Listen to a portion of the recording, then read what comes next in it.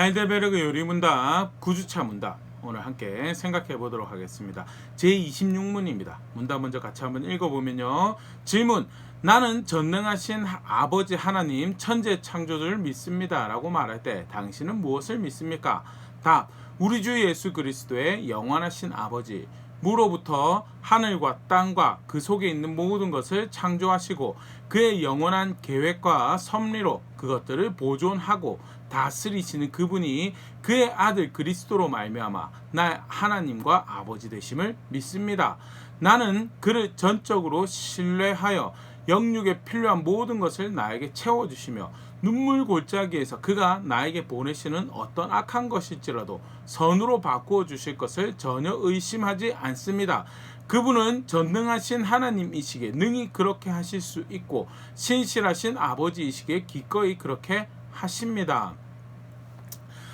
삼위일체 하나님의 첫 번째 위격인 성부 하나님에 대해서 간략하게 소개하면서 그를 믿는다라고 하는 것이 어떤 의미인가 이렇게 소개하고 있는 그런 문답인데요. 지난 시간에 우리가 성경에 가르치시는 하나님은 대표적인 모습이 삼위일체, 하나의 본질 한 분 하나님이시지만 또한 뚜렷한 구별된 세 위격을 가지고 계신 하나님이시다라는 것 함께 살펴봤고요. 오늘은 그 첫 번째 성부 하나님에 대해서 간단하게 생각해 보도록 하겠습니다.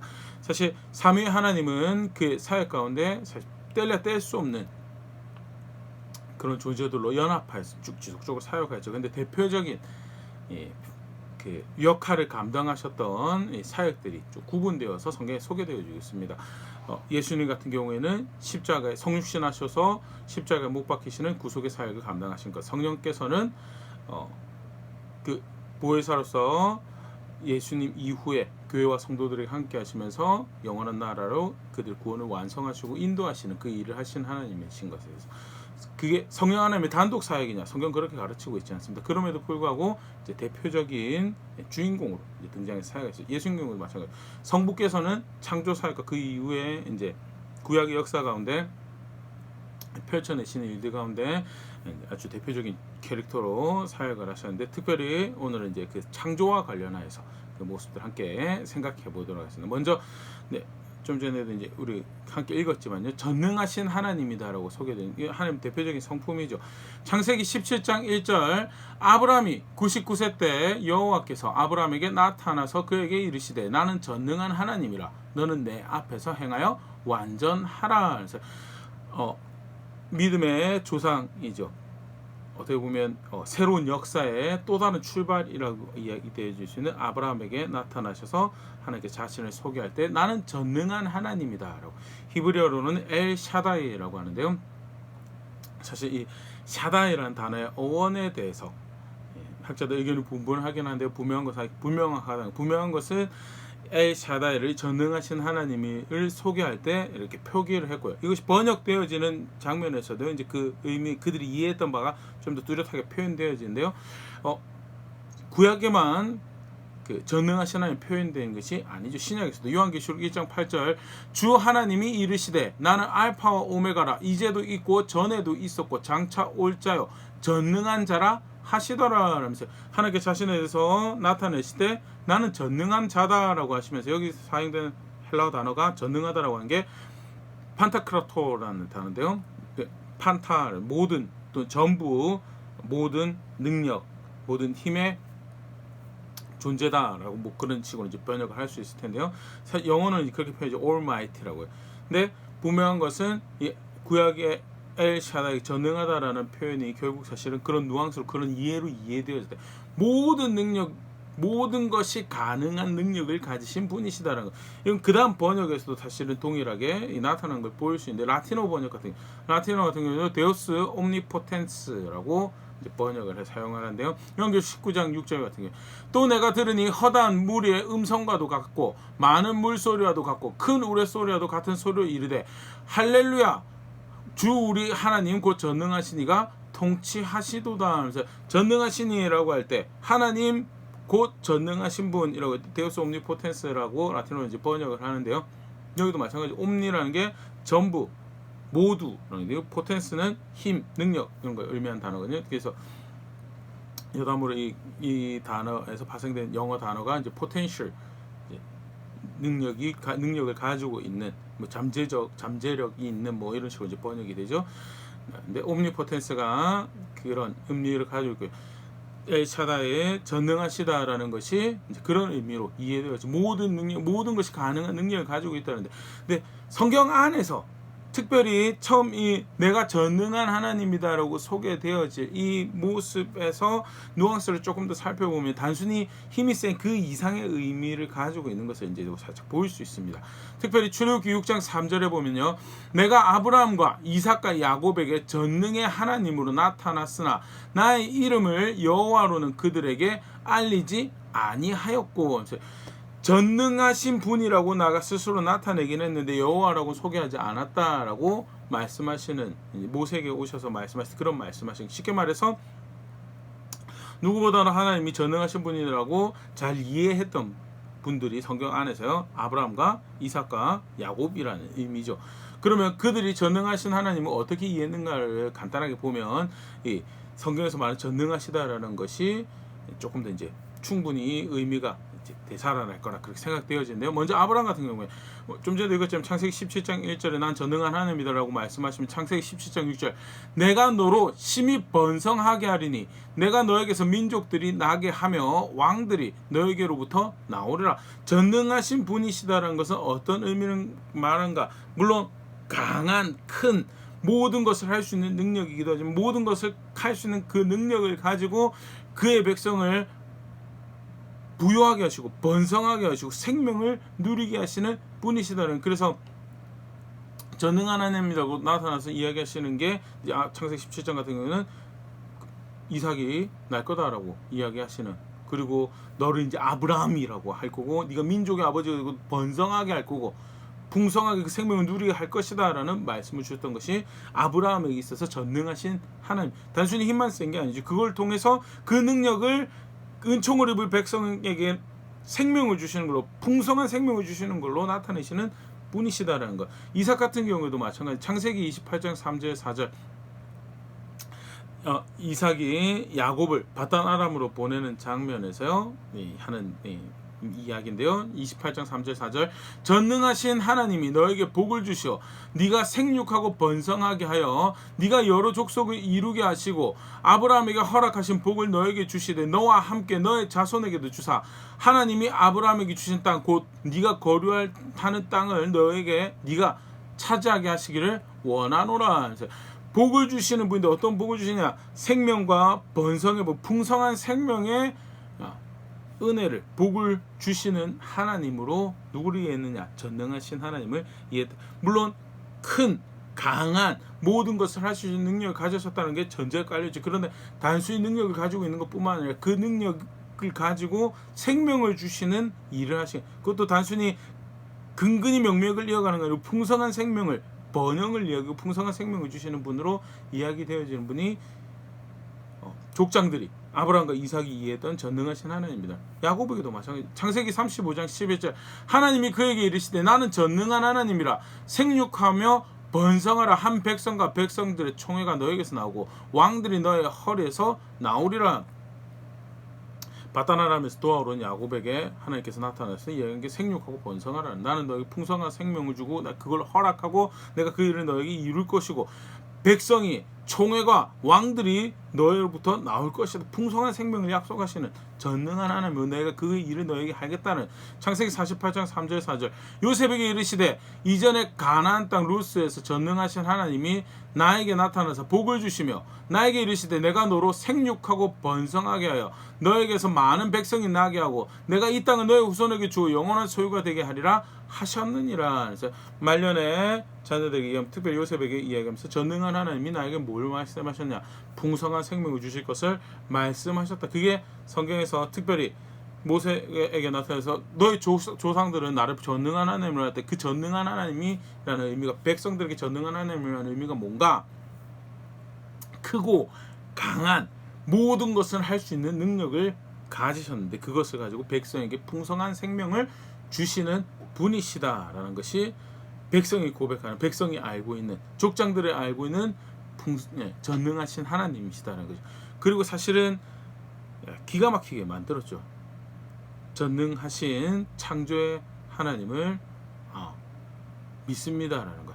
그 전능하시다라는 것이 그 생명을 풍성한 생명을 주시는 그 모든 능력의 하나님이시다는 것이 가장 잘 드러나는 사역이 창조의 사역이죠. 그러면 이 전능하시다라는 것이 창조 안에서 어떻게 이야기되어지고 있는가 좀 더 간단히 살펴보려고 하는데 크게 세 가지 하나님 창조와 관련해서 우리가 꼭 기억해야 될 게 있습니다. 앞에서 잠깐 이야기 드렸지만요. 창조는 절대 성부 하나님의 단독 사역이 아니었다는 것. 예수님을 통한 구원의 사역이 예수님의 단독 사역이 아니었던 것처럼 예수님 십자가에 못 박히신 분은 분명히 예수님이시죠. 그러나 예수님은 성부의 뜻을 이루기 위해서 오셔서 성부의 뜻을 이루신 것이고 예수님 사역 가운데 하나님의 영이 함께 역사하셔서 하나님 나라를 소개하시고 펼쳐내셨다라는 것을 신약 성경 복음 전반에서 사실 우리가 확인할 수 있는 분명한 그 예수님의 구원을 예수님 통한 구원을 베푸신 사역 가운데 삼위 하나님 함께 하셨다는 성령을 통해서 교회를 예수 그리스도께로 인도하고 그 예수 그리스도 안에서 하나님 나라로 영원한 하나님 나라로 인도하시는 그 사역을 감당하시는 부분에서도 성부의 뜻을 이루시는 성령의 사역이죠. 교회를 거룩하게 예수 그리스도 안에서 거룩하게 하시고 영원한 나라로 인도하시는 성부의 뜻이었고요. 그것을 이루신 성령의 사역이었고 그 성령은 그렇게 해서 교회를 인도하신 영으로 누구에게로 인도하는가? 성자께로 인도하시죠. 예수 그리스도의 교회를 만드시고 예수 그리스도의 사람을 만드시고 예수 그리스도 닮아가는 자리로 인도해 가시죠. 그게 성령의 사역, 절대 삼위 하나님이 떨어지지가 않는다라는 것. 창조의 사역에서도 마찬가지죠. 성부 하나님이 대표적인 십자가에 달리신 분이 예수님이시듯 교회 가운데 운행하셔서 보혜사로 살아가시는 분이 성령님이시듯 대표적인 캐릭터로 등장하신 분이 성부 하나님이시긴 합니다. 창세기 1장 1절 태초에 하나님이 천지를 창조하시느라 그러나 성자께서 창조의 사역을 함께 하셨음을 요한복음 1장 3절에서 이렇게 소개하죠. 만물이 그로 말미암아 지은 바 되었으니 지은 것이 하나도 그가 없이는 된 것이 없느니라. 성자께서 구체적으로 어떻게 두드러지게 나타나시는지 잘 모르지만 우리 확실하게 아는 것은 로마서에 요한복음에 예수님을 하나님 말씀이라고 소개하는 것과 관련하여서 천지를 창조하신 하나님께서 말씀으로 창조하셨죠. 뜻을 펼쳐내시는데 말씀으로 그것을 이루시는 그 모든 정황이 또 다른 성자의 창조 사역에 함께 하셨던 이런 정황으로도 우리가 보일 수 있는데 분명한 것은 성경에서는 성부 하나님이 창조 사역에 하셨고 성자께서도 함께 하셨고 성령 하나님 시편 104편 30절 주의 영을 보내어 그들을 창조하사 지면을 새롭게 하시나니 주의 영을 보내서 그들을 창조하셨다고 이사야 40장 12절 13절 누가 손바닥으로 바닷물을 헤아렸으며 뼘으로 하늘을 쟀으며 땅에 티끌을 되에 담아 보았으며 접시 저울로 산들을 막대 저울로 작은 언덕들을 달아 보았느냐. 창조와 관련된 그거죠. 감히 하나님 창조하시는 그 일에 누가 할 수 있었느냐. 그러면서 13절 누가 하나님의 영을 지도하였으며 창조에 대한 창조 세계에 대해서 이야기하면서 그거를 만드시는 그 정황 그 조성하시는 그 일에 있어서 하나님의 영이 함께 하셨으며 그래서 하나님의 영에게 지혜를 주 그간 표현 거예요. 그의 모사가 되어 누가 그를 가르쳤는가에 대해서 이야기. 그런 존재 없다는 하나님의 영이 하나님 창조 사역에 함께 하실 그때에 하나님의 영을 지도해 하나님의 영이 모사가 되어서 산은 이렇게 만들고 하늘 이렇게 만들고 땅의 티끌은 언덕들은 바닷물을 이렇게 하십시오라고 이야기한 존재가 아무도 없다라는 저변에 깔리는 이해는요 하나님의 영이 창조 사역에 함께 하셨다라는 것을 분명히 소개를 하고 있고요. 창세기 1장 2절만 하더라도 하나님 창조 사역에 하나님의 영이 수면이 운행하고 계셨다라는 그런 표현들이 등장을 하고 있죠. 분명한 것 첫 번째 창조 사역은 삼위의 하나님의 사역이었다는 것. 물론 대표 주인공은 성부다. 우리 자칫 이걸 하나님이 창조하셨다라고만 성부만 창조하셨다라고 생각하는 그런 오해를 하면요 또 혹여라도 그렇게 표현을 할 경우에 사도신경을 만들 때 대표적인 모습으로 한 거에 대해 틀렸다고 생각하지는 않습니다. 그런데 이해 없이 삼위 하나님이 늘 영원한 삼위의 연합의 하나님이다라는 것을 그런 이해가 없으면요 사실은 이제 다른 오류로 빠질 수 있는 부분에 있어서 이 부분 다시 우리 분명히 기억할 수 있으면 좋고 두 번째 이제 본격적으로 그러면 창조 사역에서 풍성한 생명을 주신 이 전능이라는 것이 어떻게 표현되는가라고 할 때 먼저는요 첫 번째로 우리가 생각해 볼 수 있는 게 자존하시는 전능자라.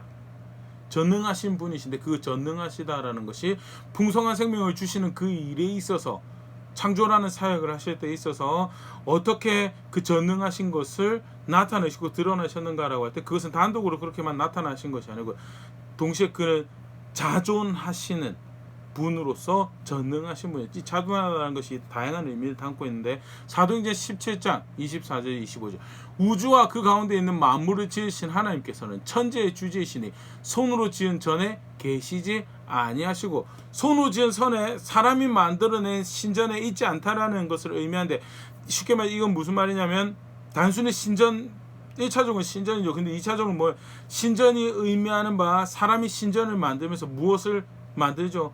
그 신에 대한 스토리를 만들어내요. 쉽게 말해 신학을 의미하는 거죠.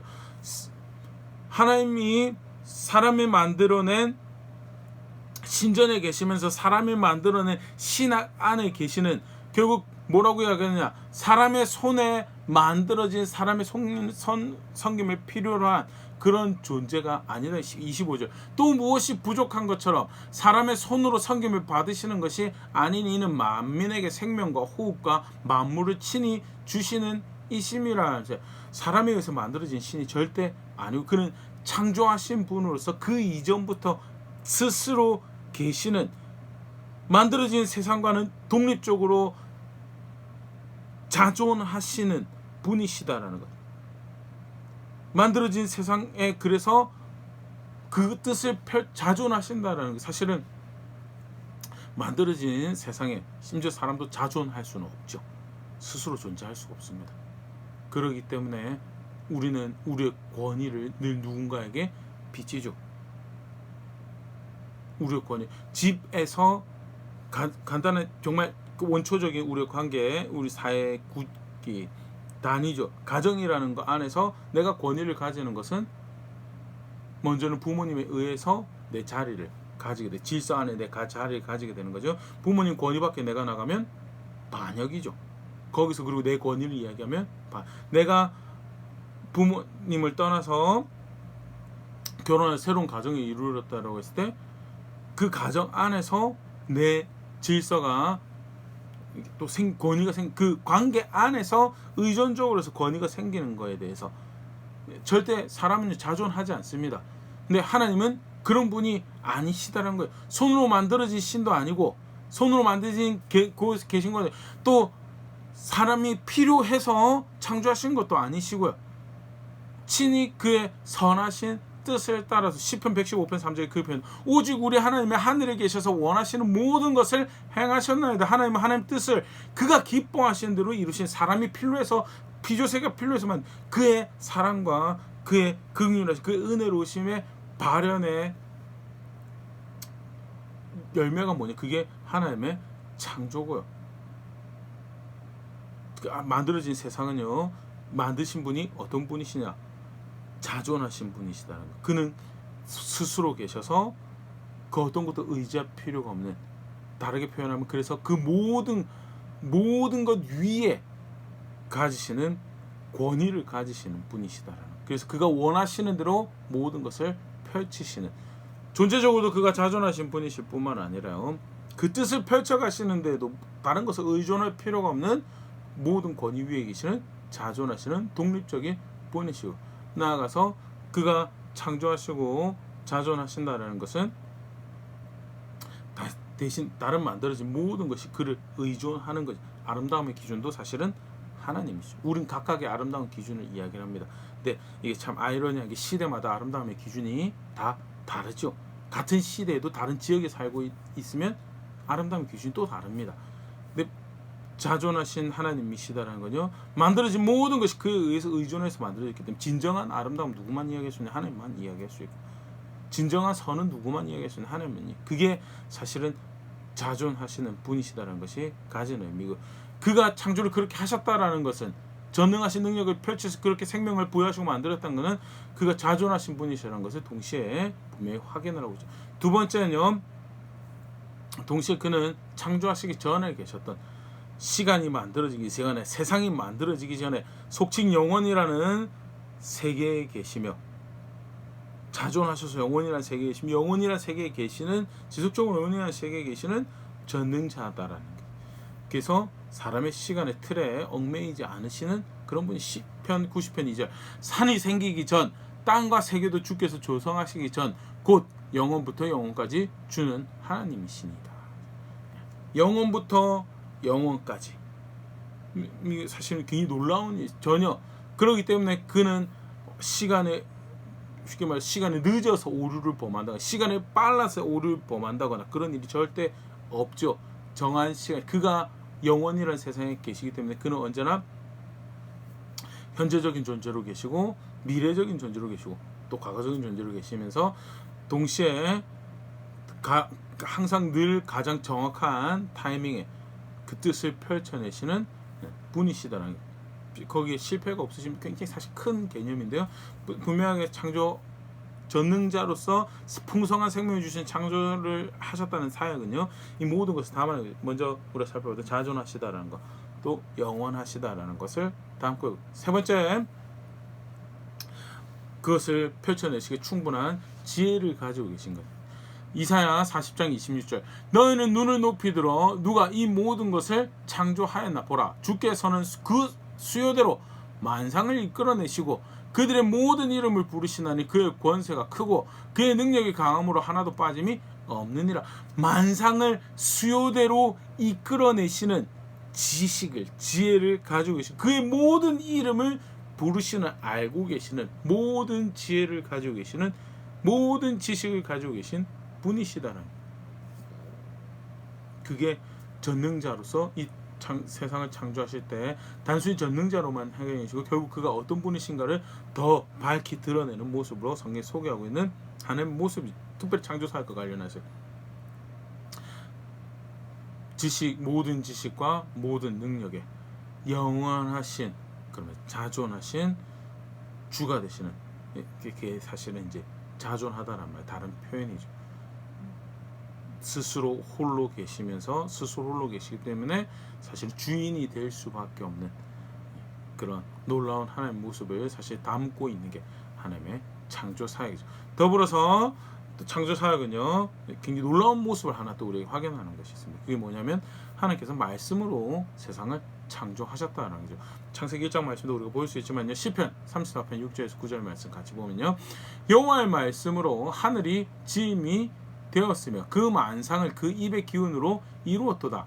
그가 바닷물을 모아 무더기같이 쌓으시며 깊은 물을 곳간에 두시도다.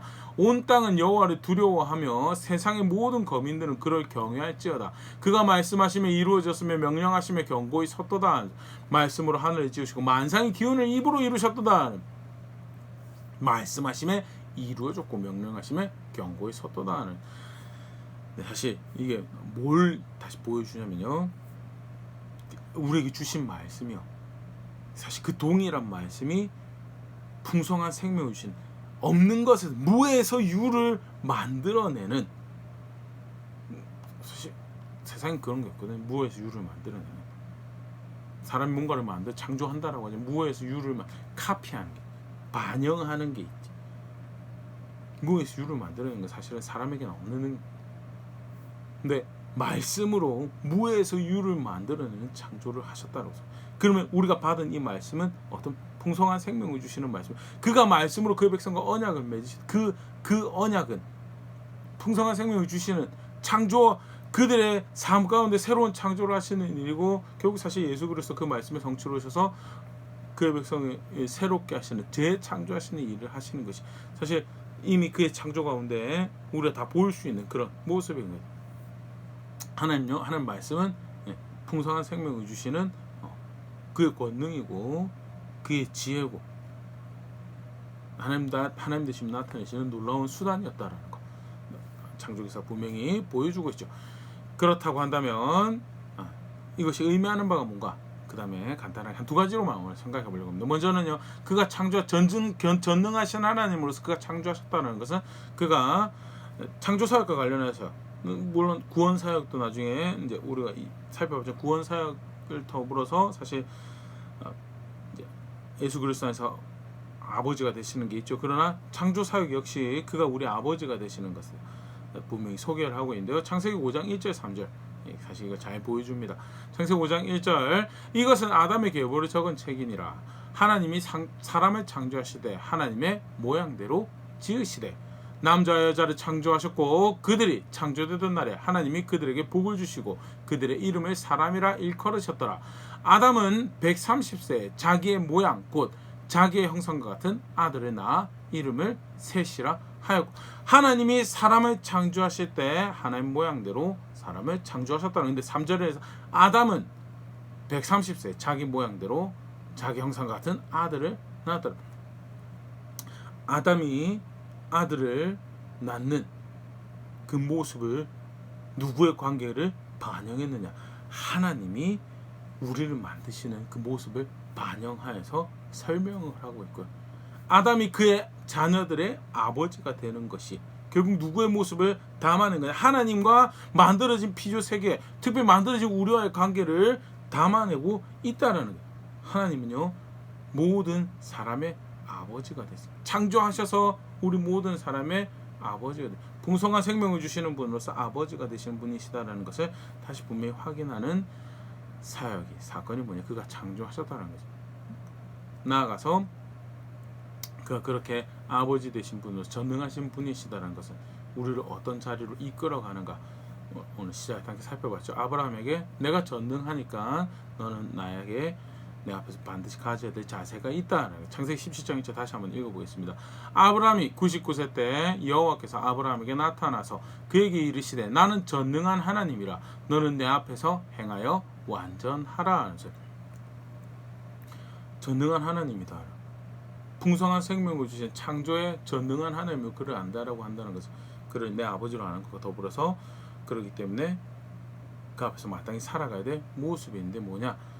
내 앞에서 행하여 대표적인 하나님과 동행을 나타내는 표현 중에 이제 라틴어로 코람데오라고 합니다. 이걸 하나님 앞에서라고 표현하는데 코람데오라는 것이 하나님 앞이라고 하는데 결국 하나님 앞이다라는 것은 그와 동행하는 그럼 그와 동행하는 게 어떤 모양으로 나타나는 거냐? 하나님 앞에서 흠없는 삶을 살아가는 거죠. 하나님 앞에서 흠없는 삶을 살아가는 건 뭐냐? 나중에 언약 백성으로서 이스라엘 백성들의 모습을 보면 성막을 가지고 살아가는 하나님과 동행하는 모습은 뭐냐? 그의 법을 따라서 살아가는 것을 하나님 보시기에 그가 기뻐하시고 그가 즐거워하시는 뜻이 무엇인지 분별하여서 그 앞에서 선과 악이 무엇인지 그의 말씀을 통해 분별하면서 그가 선하다는 것을 선택하여서 기꺼이 선택하면서 동의하며 살아가면서 그게 내 생명입니다. 왜? 당신이 나에게 생명을 주시는 내 아버지가 되시는 하나님이시기 때문입니다. 라고 고백하는 것이 그게 그를 전능하시는 하나님을 아는 신앙이다라는 것. 간단하게 살펴봤죠. 사실 굉장히 이렇게 많은 엄청난 풍성함과 또 감격을 또 놀람을 자아내는 하나님의 성품의 한 모습인데요.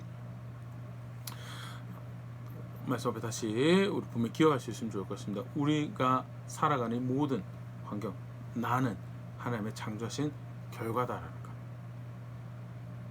삼위 하나님이 전능하신 분으로서, 자존하신 분으로서, 영원하신 분으로서, 전지하신 분으로서